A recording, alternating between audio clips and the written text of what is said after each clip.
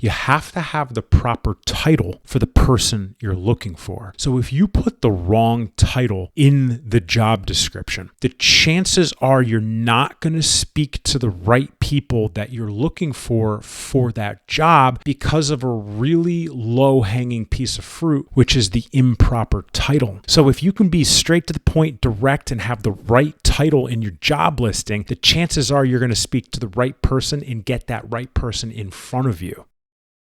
What's up, guys? My name's Chris, and I'm the founder of Warrior Consulting. I've helped thousands of entrepreneurs over the years, and today I'm here to help you add some value and teach you how to interview like a boss. I've had a lot of experience when it comes to this. I haven't counted how many times I've interviewed people. It's definitely in the hundreds. It could be in the thousands. I don't know. But what I do know is I've done really well at it, and now I'm going to give you all of the main points that you could use to interview like a boss. Number one, how to interview like a boss all starts with your job listing. Your job listing has to be direct. It has to be straight to the point. There can't be like all sorts of fluff in the job listing. You got to be really direct on who you're looking for, what you're looking for, and when you're looking for it. Straight to the point. And one of the biggest direct, straight to the points things I see, and I have done incorrectly, but what I see done wrong almost all the time is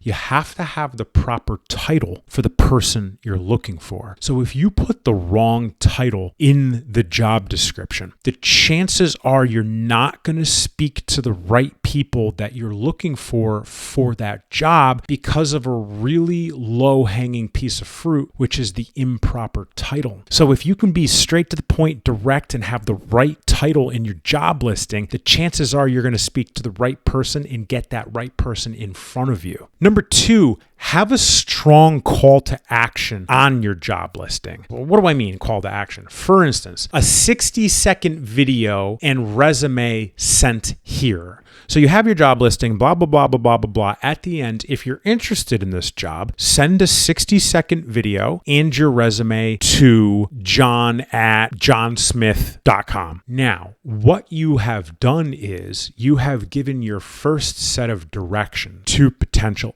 applicants. So let's say someone sends the resume and not the video. Whatever their excuse might be, they didn't follow directions. If someone can't follow directions from a job listing, they're not going to be able to follow directions working for you. So don't waste your time if you have a call to action and someone can't follow it, because what you're going to do is just create a problem for yourself, waste your time, energy, and money by speaking with someone who is not coachable and will not work well in your organization if you need them to perform even at an entry level. Number three, have your team interview that person. Let's say they've made it, right? They did everything right. Have your team do an interview. Whether it's the first interview or the second interview or the third interview, it doesn't matter. What matters is your team that you currently work with has the opportunity to interview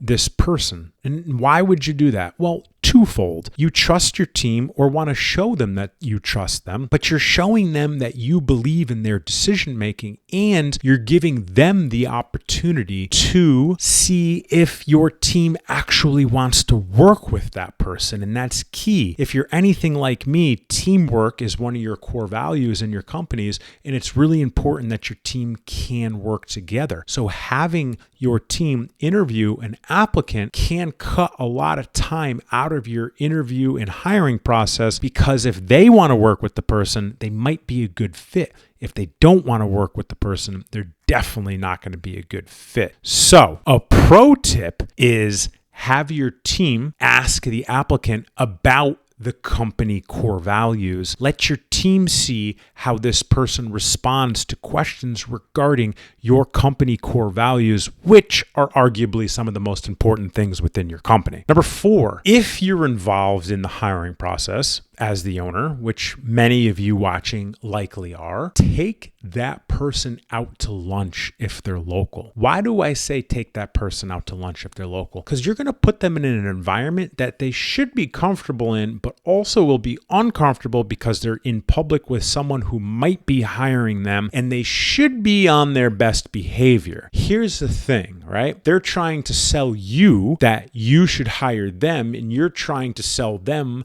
that they should work for your company. So this is what you do when you take them out to lunch. Watch them, watch their interactions with maybe your team, the restaurant employees, the server, the host, the greeters, everything. Observe them, watch their patterns. Watch their eating. Watch how they interact with people. Do they use manners? Do they say please, thank you? Do they treat the employees like they're servants for them? Do they show appreciation? Are they good humans? Do they interact well? Because if they're kind and they interact well and they're good people, the chances of them being able to interact on your team is very high, and that type of person will likely be a good fit for your team and your culture. But if they're not any of that, they're definitely not going to be a good fit on your team, in your culture, or in your company. So that's how you hire like a boss. It all starts with your job listing and it ends with how they interact with people. If you guys have questions on how to hire or have questions on anything that we talked about, my point here is to give to you and add value. That's my intention. Drop a comment. I want to talk about this with you guys, and I'm happy to do so. If you don't have a comment, smash that like button, hit subscribe, and I'll catch you next time.